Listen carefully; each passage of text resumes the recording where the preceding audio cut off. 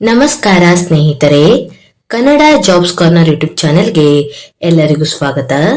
Air force school ASTE ಬೆಂಗಳೂರಿನಲ್ಲಿ ವಿವಿಧ ಹುದ್ದೆಗಳ ನೇಮಕಾತಿಗೆ ಸಂಬಂಧಪಟ್ಟಂತೆ ಅರ್ಜಿಗಳನ್ನು ಆಹ್ವಾನಿಸಲಾಗಿರುವಂತದ್ದು. ಇನ್ನು ಯಾವ್ಯಾವ ಹುದ್ದೆಗಳಿವೆ, ಎಷ್ಟೆಷ್ಟು ಹುದ್ದೆಗಳು ಖಾಲಿ ಇರುವಂತದ್ದು, ಏಜ್ ಲಿಮಿಟ್, ಎಜುಕೇಶನಲ್ ಕ್ವಾಲಿಫಿಕೇಶನ್ ಹಾಗೂ ಸೆಲೆಕ್ಷನ್ ಪ್ರೊಸೀಜರ್ ಬಗ್ಗೆ ಈ ಒಂದು ವಿಡಿಯೋದಲ್ಲಿ ಮುಂದೆ ನೋಡ್ತಾ ಹೋಗೋಣ. ನಮ್ಮ ಚಾನೆಲ್ ಅನ್ನು ಯಾರಾದ್ರೂ ಹೊಸದಾಗಿ ನೋಡ್ತಾ ಇದ್ರೆ ಸಬ್ಸ್ಕ್ರೈಬ್ ಮಾಡಿ ಹಾಗೂ ಪಕ್ಕದಲ್ಲೇ ಇರುವಂತಹ ಬೆಲ್ ಬಟನ್ ಅನ್ನ ಕ್ಲಿಕ್ ಮಾಡಿ. ಏರ್ ಫೋರ್ಸ್ ಸ್ಕೂಲ್ ASTE ಬೆಂಗಳೂರಿನಲ್ಲಿ PGT, TGT, PRT, NTT, accounts assistant, lab attendant ಹಾಗೂ ಇನ್ನೂ ಹಲವು ಹುದ್ದೆಗಳ ನೇಮಕಾತಿಗೆ ಸಂಬಂಧಪಟ್ಟಂತೆ ಅರ್ಜಿಗಳನ್ನ ಆಹ್ವಾನಿಸಲಾಗಿರುವಂತದ್ದು. ಇನ್ನು ಮೊದಲನೇದಾಗಿ PGT ಫಿಸಿಕಲ್ ಎಜುಕೇಶನ್ ಈ ಒಂದು ಹುದ್ದೆಗಳಿಗೆ ನೋಡ್ತಾ ಹೋಗೋದಾದ್ರೆ, ಟೈಪ್ ಆಫ್ ಅಪಾಯಿಂಟ್ಮೆಂಟ್ ಅನ್ನ ನೋಡೋದಾದ್ರೆ ಇದು ಪ್ಯಾನಲ್ ಅಪಾಯಿಂಟ್ಮೆಂಟ್ ಆಗಿರುವಂತದ್ದು. ಇನ್ನು ವೇತನ ಶ್ರೇಣಿ ಬಗ್ಗೆ ನೋಡೋದಾದ್ರೆ ಈ ಒಂದು ಹುದ್ದೆಗಳಿಗೆ ಆಯ್ಕೆಯಾದಂತಹ ಅಭ್ಯರ್ಥಿಗಳಿಗೆ ಪ್ರತಿ ತಿಂಗಳು 35,000ವರೆಗೆ ವೇತನವನ್ನ ನೀಡಲಾಗುವಂತದ್ದು. ಇನ್ನು ಎರಡನೇದಾಗಿ PGT ಕೆಮಿಸ್ಟ್ರಿ ಈ ಒಂದು ಹುದ್ದೆಗಳಿಗೆ ನೋಡೋದಾದ್ರೆ ಈ ಒಂದು ಹುದ್ದೆಯು ಪ್ಯಾನಲ್ ಅಪಾಯಿಂಟ್ಮೆಂಟ್ ಆಗಿರುವಂತದ್ದು. ಹಾಗೂ ವೇತನ ಶ್ರೇಣಿ ಬಗ್ಗೆ ನೋಡೋದಾದ್ರೆ ಈ ಒಂದು ಹುದ್ದೆಗಳಿಗೆ ಆಯ್ಕೆಯಾದಂತಹ ಅಭ್ಯರ್ಥಿಗಳಿಗೆ ಪ್ರತಿ ತಿಂಗಳು 35,000ವರೆಗೆ ವೇತನವನ್ನ ನೀಡಲಾಗುವಂತದ್ದು. ಇನ್ನು ಮೂರನೇದಾಗಿ TGT ಹಿಂದಿ ಈ ಒಂದು ಹುದ್ದೆಗಳಿಗೆ ನೋಡೋದಾದ್ರೆ ಇದು ರೆಗ್ಯುಲರ್ ಅಪಾಯಿಂಟ್ಮೆಂಟ್ ಆಗಿರುವಂತದ್ದು. ಇನ್ನು ಈ ಒಂದು ಹುದ್ದೆಗಳಿಗೆ ಆಯ್ಕೆಯಾದಂತಹ ಅಭ್ಯರ್ಥಿಗಳಿಗೆ ಪ್ರತಿ ತಿಂಗಳು 33,000ವರೆಗೆ ವೇತನವನ್ನ ನೀಡಲಾಗುವಂತದ್ದು. ಇನ್ನು ನಾಲ್ಕನೇದಾಗಿ TGT ಸೋಷಿಯಲ್ ಸ್ಟಡೀಸ್ ಈ ಒಂದು ಹುದ್ದೆಗಳಿಗೂ ಸಹ ವೇತನ ಶ್ರೇಣಿಯನ್ನ ನೋಡೋದಾದ್ರೆ 33,000ವರೆಗೆ ವೇತನವನ್ನ ನೀಡಲಾಗುವಂತದ್ದು. ಇನ್ನು TGT ಕಂಪ್ಯೂಟರ್ಸ್ ಹುದ್ದೆಗಳಿಗೂ ಸಹ 33,000ವರೆಗೆ ವೇತನವನ್ನ ನೀಡಲಾಗುವಂತದ್ದು.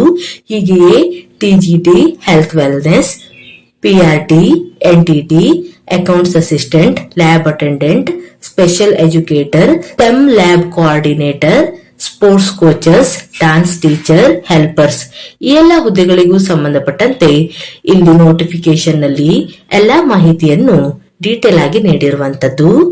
ಎಲ್ಲವನ್ನು ಸಹ ಒಂದು ಬಾರಿ ಚೆಕ್ ಮಾಡಿ. ಇನ್ನು ಎಜುಕೇಶನಲ್ ಕ್ವಾಲಿಫಿಕೇಶನ್ ಬಗ್ಗೆ ನೋಡ್ತಾ ಹೋಗೋದಾದ್ರೆ ಮೊದಲನೇದಾಗಿ PGT ಫಿಸಿಕಲ್ ಎಜುಕೇಶನ್ ಈ ಒಂದು ಹುದ್ದೆಗಳಿಗೆ ನೋಡ್ತಾ ಹೋಗೋದಾದ್ರೆ ಮಾಸ್ಟರ್ ಡಿಗ್ರಿಯನ್ನ ಮುಗಿಸಿರುವಂತಹ ಅಭ್ಯರ್ಥಿಗಳು ಈ ಒಂದು ಹುದ್ದೆಗಳಿಗೆ ಅರ್ಜಿಯನ್ನ ಸಲ್ಲಿಸಬಹುದಾಗಿರುವಂತದ್ದು. ಇನ್ನು ಅಭ್ಯರ್ಥಿಗಳು ತಮ್ಮ ಒಂದು ಅಕಾಡೆಮಿಕ್ ಇಯರ್ ನಲ್ಲಿ ಫಿಸಿಕಲ್ ಎಜುಕೇಶನ್ ನಲ್ಲಿ ಮಿನಿಮಮ್ 50% ಅಗ್ರಿಗೇಷನ್ ಅನ್ನ ಹೊಂದಿರಬೇಕಾಗಿರುತ್ತದೆ. ಏಜ್ ಲಿಮಿಟ್ ಬಗ್ಗೆ ನೋಡ್ತಾ ಹೋಗೋದಾದ್ರೆ 21ರಿಂದ 50 ವರ್ಷದ ಒಳಗಿನ ಎಲ್ಲಾ ಅಭ್ಯರ್ಥಿಗಳು ಈ ಒಂದು ಹುದ್ದೆಗಳಿಗೆ ಅರ್ಜಿಯನ್ನ ಸಲ್ಲಿಸಬಹುದು. ಇನ್ನು ಎರಡನೇದಾಗಿ PGT ಕೆಮಿಸ್ಟ್ರಿ ಈ ಒಂದು ಹುದ್ದೆಗಳಿಗೆ ನೋಡ್ತಾ ಹೋಗೋದಾದ್ರೆ ಮಾಸ್ಟರ್ ಡಿಗ್ರಿಯನ್ನ ಮುಗಿಸಿರುವಂತಹ ಅಭ್ಯರ್ಥಿಗಳು ಈ ಒಂದು ಹುದ್ದೆಗಳಿಗೆ ಅರ್ಜಿಯನ್ನ ಸಲ್ಲಿಸಬಹುದು. ಇನ್ನು ಅಭ್ಯರ್ಥಿಗಳು ತಮ್ಮ ಒಂದು ಅಕಾಡೆಮಿಕ್ ಇಯರ್ ನಲ್ಲಿ ಕೆಮಿಸ್ಟ್ರಿಯಲ್ಲಿ ಮಿನಿಮಮ್ 50% ಅಗ್ರಿಗೇಷನ್ ಅನ್ನ ಹೊಂದಿರಬೇಕಾಗಿರುವಂತದ್ದು. ಹಾಗೂ ಇದರ ಜೊತೆಗೆ ಅಭ್ಯರ್ಥಿಗಳು B.Ed ಪದವಿಯನ್ನು ಸಹ ಮುಗಿಸಿರಬೇಕಾಗಿರುತ್ತದೆ.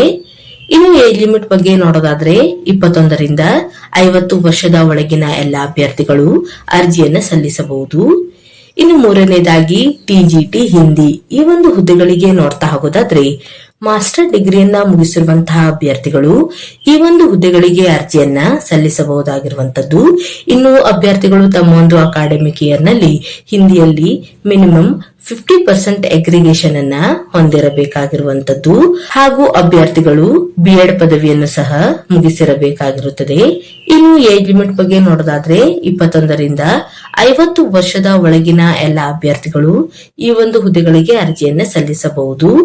ಹೀಗೆಯೇ ಇನ್ನುಳಿದಂತೆ TGT social studies, computers, health wellness, primary teachers ಇನ್ನುಳಿದಂತಹ ಹುದ್ದೆಗಳಿಗೂ ಸಹ ಇಲ್ಲಿ ನೋಟಿಫಿಕೇಶನ್ ನಲ್ಲಿ ವಿದ್ಯಾರ್ಹತೆ ಬಗ್ಗೆ ಎಲ್ಲಾ ಮಾಹಿತಿಯನ್ನ ಡೀಟೇಲ್ ಆಗಿ ನೀಡಿರುವಂತದ್ದು.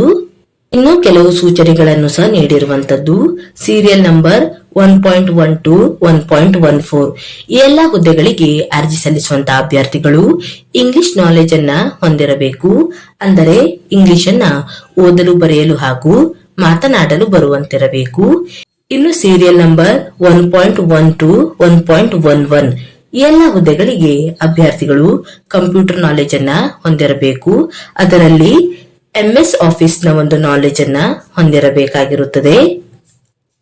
ಹಾಗೆಯೇ ಏಜ್ ರಿಲ್ಯಾಕ್ಸೇಷನ್ ಬಗ್ಗೆ ನೋಡ್ತಾ ಹೋಗೋದಾದ್ರೆ, ಮಹಿಳಾ ಅಭ್ಯರ್ಥಿಗಳು ಮತ್ತು ಫಿಸಿಕಲ್ ಡಿಸೇಬಲ್ ಇರುವಂತಹ ಅಭ್ಯರ್ಥಿಗಳಿಗೆ 5 ವರ್ಷಗಳವರೆಗೆ ಏಜ್ ರಿಲ್ಯಾಕ್ಸೇಷನ್ ಅನ್ನು ನೀಡಲಾಗಿರುವಂತದ್ದು.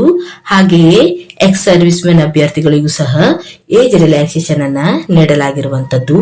ಇನ್ನು ಏರ್ಫೋರ್ಸ್ ಸ್ಕೂಲ್ ನಲ್ಲಿ ಕರ್ತವ್ಯವನ್ನ ನಿರ್ವಹಿಸಿರುವಂತಹ ಅಭ್ಯರ್ಥಿಗಳಿಗೂ ಸಹ ಏಜ್ ರಿಲ್ಯಾಕ್ಸೇಷನ್ ಅನ್ನ ನೀಡಲಾಗಿದೆ. ಇನ್ನು ಅರ್ಜಿಯನ್ನ ಸಲ್ಲಿಸುವಂತಹ ವಿಧಾನದ ಬಗ್ಗೆ ನೋಡೋದಾದ್ರೆ, ಅಭ್ಯರ್ಥಿಗಳು ಆಫ್ಲೈನ್ ಮುಖಾಂತರ ಅರ್ಜಿಯನ್ನ ಸಲ್ಲಿಸಬೇಕಾಗಿರುವಂತದ್ದು.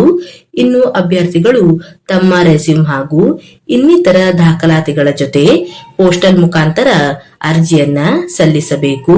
ಅಂದರೆ ಅಭ್ಯರ್ಥಿಗಳ ಒಂದು ಅಡ್ರೆಸ್ ಪ್ರೂಫ್ಗೆ ಸಂಬಂಧಪಟ್ಟಂತಹ ದಾಖಲಾತಿಗಳು, ಎಜುಕೇಶನಲ್ ಕ್ವಾಲಿಫಿಕೇಶನ್ಗೆ ಸಂಬಂಧಪಟ್ಟಂತಹ ಸರ್ಟಿಫಿಕೇಟ್ಗಳು ಹಾಗೂ ಎಕ್ಸ್ಪೀರಿಯನ್ಸ್ಗೆ ಸಂಬಂಧಪಟ್ಟಂತಹ ದಾಖಲಾತಿಗಳು, ಅದರ ಜೊತೆಗೆ ಪಾಸ್ಪೋರ್ಟ್ ಸೈಜಿನ ಫೋಟೋಗ್ರಾಫ್ ಎಲ್ಲವನ್ನು ಸಹ ಪೋಸ್ಟಲ್ ಮುಖಾಂತರ ಅರ್ಜಿಯನ್ನ ಸಲ್ಲಿಸಬೇಕು. ಇನ್ನು ಪೋಸ್ಟಲ್ ಮುಖಾಂತರ ಅರ್ಜಿಯನ್ನ ಸಲ್ಲಿಸಲು ವಿಳಾಸವನ್ನ ನೋಡೋದಾದ್ರೆ, air force school, ASTV, GV camp, Murugesh Palya, Bengaluru 560017 ಈ ಒಂದು ವಿಳಾಸಕ್ಕೆ ಅಭ್ಯರ್ಥಿಗಳು ಜನವರಿ 5ರ ಒಳಗೆ ಅರ್ಜಿಯನ್ನ ತಲುಪುವಂತೆ ಸಲ್ಲಿಸಬೇಕಾಗಿರುವಂತದ್ದು. ಇನ್ನು ಸೆಲೆಕ್ಷನ್ ಪ್ರೊಸೀಜರ್ ಬಗ್ಗೆ ನೋಡ್ತಾ ಹೋಗೋದಾದ್ರೆ, ಅಭ್ಯರ್ಥಿಗಳನ್ನ ಶಾರ್ಟ್ ಲಿಸ್ಟ್ ಮಾಡಿ ಮೇಲ್ ಮುಖಾಂತರ ಮಾಹಿತಿಯನ್ನ ತಿಳಿಸಲಾಗುವಂತದ್ದು. ಇನ್ನು ವೇತನ ಶ್ರೇಣಿಯ ಬಗ್ಗೆ ಸಹ ಇಲ್ಲಿ ಮಾಹಿತಿಯನ್ನ ನೀಡಲಾಗಿದೆ.